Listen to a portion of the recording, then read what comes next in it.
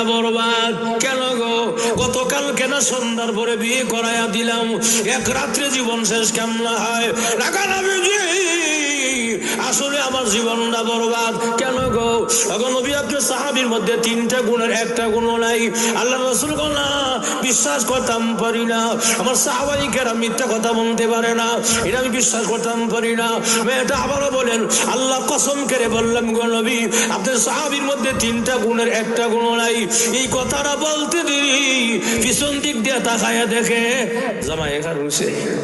সুবহানাল্লাহ জোরে না এমনি কো আসসালামু আলাইকুম রাসূলুল্লাহ, হুজুর আমার বিরুদ্ধে আমার ওয়াইফ কি নালিশ করছে। এমনি রাসূল কো সাহাবীরে আমার সাহাবীদের সুনামের রেকর্ডটা ভাঙিয়ে দিলে আজকে। কো নাউজুবিল্লাহ হুজুর আমি সুনামের রেকর্ড ভাঙি নাই। কি সে কোন তুমি বলে তিনটা গুণের একটা গুণ নাই সত্য নেই। কো হুজুর আমার ওয়াইফ আমার আমার আমার পক্ষে বিপক্ষে যাওই বলছে সব 100% সত্য, আর আমি যা আমল করছি তাও 100% সত্য। সুবহানাল্লাহ।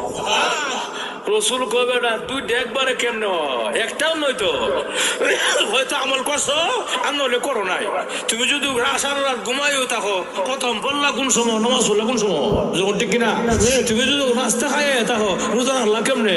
কজুর নাস্তা খাওয়া হইলো ঘুমাইলেও আমার সব আমল ঠিক আছে। সুবহানাল্লাহ বলা ওইটা কেমনে বেটা? কজুর যদি আপনি অনুমতি দেন তাহলে কইতে চাই, তাহলে বলো সুবহানাল্লাহ জোরে, আর জোরে কর না। সাহাবী বলেন ইয়া রাসূলুল্লাহ ইয়া হাবিবাল্লাহ আল্লাহর নবী গো।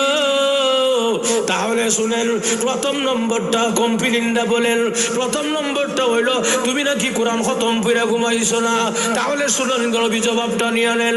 আগে নবীজি গত কিছুদিন আগে আপনি মদিনার এমক গলিতে আপনি বয়ান করেছিলেন, তালিম করেছিলেন, আপনি সেখানে বলেছিলেন গো আল্লাহর কোন বান্দা বান্দি যদি সূরা ইখলাস 3 বার পড়ে এক কদমের সওয়াব হবে। আর হুজুর কোন সওয়াব? আগে নবীজি আপনি বলছিলেন বলে হ্যাঁ বলছিলাম। আগে নবীজি ঘুমানোর আগে আমি সূরা ইখলাস 3 বার পড়ছি, আমার খতমের সব হইছিনি। কইছে কোনো সন্দেহ নাই। মেয়েরা কই ইন্না লিল্লাহ কি কয় হাই হাই কয় কি সারা রাত বন্দিগি না করে বলে সারা রাত আমি সারা কোরআন শরীফ খতম করবো, উল্টায় কোরআন শরীফ করবো, সারা রাত করবো খতম করবো, সারা স্কুল বললা দিয়ে নজর ঠিক কিনা?